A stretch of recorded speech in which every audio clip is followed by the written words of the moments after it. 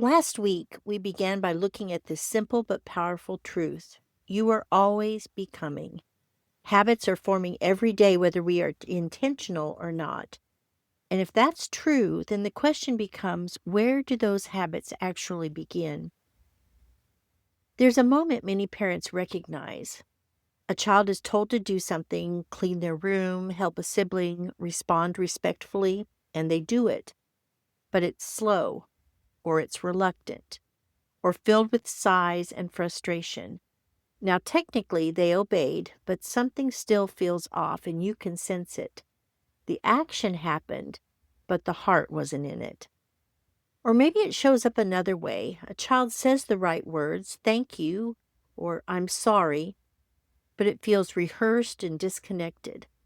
Again, the behavior is there, but the deeper formation is not. And that tension reveals something important. Behavior and formation are not the same thing. It's impossible to train behavior without shaping the heart, but when the heart is rightly formed, behavior begins to follow naturally. Scripture speaks to this clearly. Matthew 6:21 says, "For where your treasure is, there will your heart be also."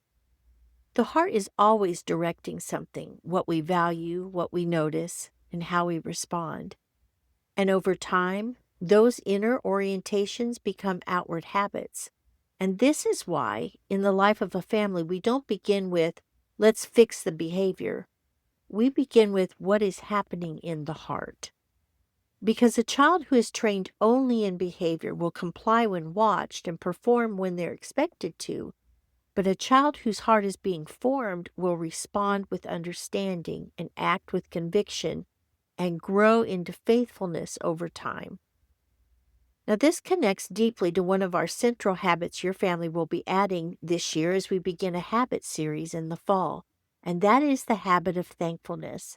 Not just saying thank you, but learning to see rightly, to recognize that everything we have, our time, our abilities, our relationships, is a gift from God. And when that vision takes root in the heart, something begins to change. Gratitude will replace entitlement. Joy replaces comparison, and worship replaces routine. That's the difference between behavior and formation.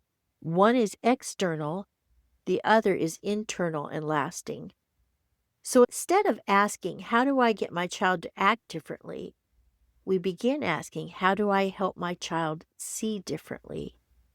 Because when a child begins to see God as the giver, other people as valuable because they're made in the image of God, and responsibility as meaningful, then habits don't feel forced, they begin to grow.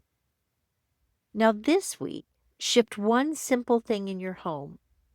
When you see a behavior, good or challenging, pause before correcting or affirming it and ask, what might be happening in the heart right now? Then gently guide there. Instead of just correcting tone, talk about what they're feeling and help them correct that. Instead of just requiring a thank you, ask what they notice and what they appreciate. Instead of just enforcing obedience, connect it to trust and love. This is slower and it takes time, but it's deeper. And over time, it is what lasts. You know, God not only sees what we do, but He also sees what's in our hearts. And He can teach us to lead our children the same way with patience, wisdom, and love. He can help us to not settle for outward behavior alone, but to gently and faithfully shape the heart that's beneath it. And He can give us eyes to see what is forming in our children. And He can also give us humility to allow Him to form our hearts as well.